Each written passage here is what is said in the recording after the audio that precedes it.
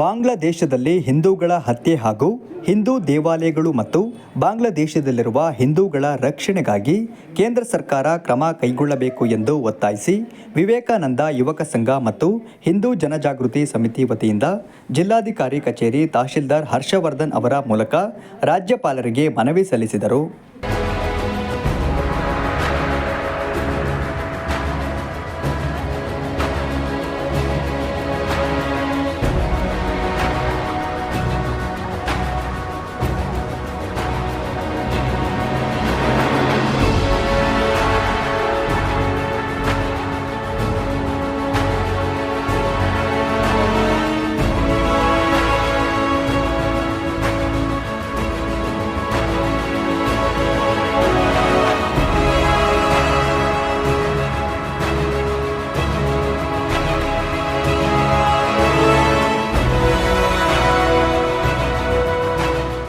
ಈ ಸಂದರ್ಭದಲ್ಲಿ ಚೇತನ್ ಕುಮಾರ್, ಶಾರದಾ, ಅಮಿತ್, ಶ್ರೇಷ್ಠಿ, ಬಸವರಾಜ್ ಹಾಗೂ ಇನ್ನಿತರರು ಉಪಸ್ಥಿತರಿದ್ದರು.